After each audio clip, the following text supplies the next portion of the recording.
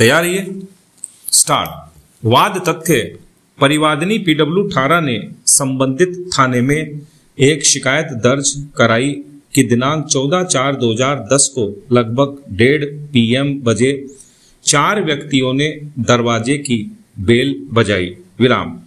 जब उसके नौकर PW8 ने दरवाजा खोला तो वे चारों व्यक्ति बलपूर्वक घर में घुस आए विराम।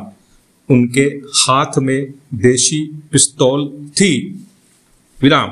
उन्होंने उसके परिवादिनी और उसके नौकर के हाथ पैर बांध दिए और जान से मारने की धमकी देकर घर में रखे सोने और चांदी के आभूषण तथा रुपए लूटकर भाग गए विराम।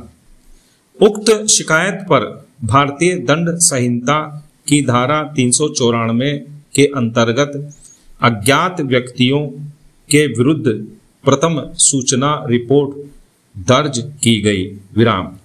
अन्वेषणोपरांत कुल 5 अभियुक्तों जय हिंद, आरिफ, सुलेमान, मनोज और कल्लू को अभियोजित किया गया विराम। 3 अभियुक्तों जय हिंद, आरिफ और सुलेमान को भारतीय दंड संहिता की धारा 450, 394, 397 तथा जय हिंद और आरिफ को शस्त्र अधिनियम की धारा 25(1) ख के अंतर्गत भी दोष सिद्ध एवं दंडित किया गया, जिनकी अपील पहले उच्च न्यायालय एवं बाद में उच्चतम न्यायालय ने भी निरस्त कर दी विराम। अपीलार्थी मनोज को भारतीय दंड संहिता की धारा 411 के अंतर्गत तथा अपीलार्थी कल्लू को भारतीय दंड संहिता की धारा 120 ख के अंतर्गत अभियोजित व विचारण न्यायालय के द्वारा दोष सिद्ध व दंडित किया गया, जिनकी अपील उच्च न्यायालय ने निरस्त कर दी विराम। अतः अपीलार्थी गण ने अलग अलग उच्चतम न्यायालय में उपर्युक्त अपील प्रस्तुत की विराम।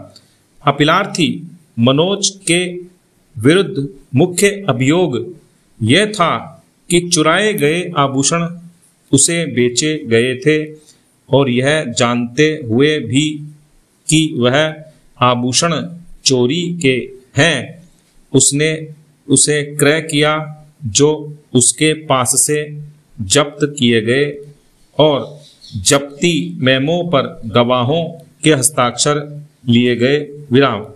मनोज को 9/5/2010 को गिरफ्तार किया गया विराम। अपीलार्थी कल्लू पहले परिवादिनी का ड्राइवर था विराम। उस पर यह आरोप था कि उसने जय हिंद, आरिफ और सुलेमान को यह जानकारी दी थी कि परिवादिनी के घर में काफी कीमती आभूषण एवं रुपए हैं और इस प्रकार लूट के अपराध का षड्यंत्र रचा विराम। लूट के समय दोनों अपीलार्थी घटना स्थल पर मौजूद नहीं थे विराम। विचारण न्यायालय ने मनोज को केवल 2 साक्ष्यों पर उसे भारतीय दंड संहिता की धारा 411 के अंतर्गत दोष सिद्ध एवं चूक दंड सहित 5,000 रुपए के जुर्माने के साथ 3 वर्ष के कारावास का दंड दिया। पैरा 1। पहला, उसके पास से आभूषण की जब्ती एवं 2। दूसरा, उक्त आभूषणों का परिवादिनी द्वारा अपने आभूषण के रूप में पहचान विराम। पैरा। विचारण न्यायालय ने दोष सिद्धि के लिए भारतीय साक्ष्य अधिनियम की धारा 114 के अंतर्गत उपधारणा की विराम। कल्लू के विरुद्ध यह साक्ष्य थी कि अन्य दोष सिद्ध अभियुक्तों ने यह स्वीकार किया था कि कल्लू ने उसे सूचना दी थी कि लूट के धन में 3000 रुपए कल्लू को दिए गए थे, जो उसके पास से जब्त किए गए थे। विराम।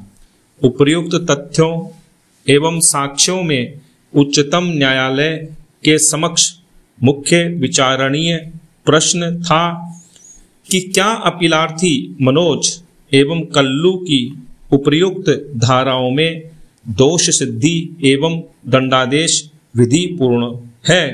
विराम। पैरा। निर्णय 1। अपीलार्थी मनोज की अपराध में संलिप्तता सह अभियुक्त जय हिंद और सुलेमान द्वारा किया गया प्रकटन है, जिसमें उन्होंने स्वीकार किया है कि चुराई गई संपत्ति ब्रैकेट में आभूषण उन्होंने मनोज को बेची थी, जिसने भारतीय साक्ष्य अधिनियम 1872 की धारा 27 के अंतर्गत जब्ती को अग्रसर किया।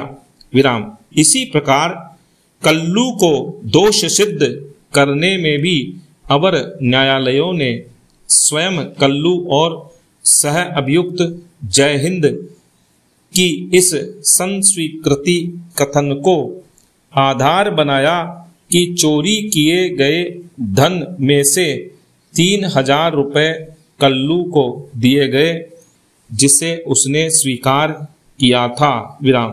कल्लू के पास से 3000 रुपए और एक पिस्तौल के साथ 3 कारतूस भी जब्त किए गए थे। विराम। किसी अभियुक्त और अन्य सह अभियुक्त की संस्वीकृति मात्र विश्वसनीय साक्ष्य नहीं होती है जब तक कि उनके समर्थन में अन्य कोई स्वतंत्र साक्ष्य न हो। विराम। विशेषकर तब जब जब्ती मेमो के साक्षीगण PW 5, 6, 11 और 16 पक्षद्रोही हो गए हों। विराम।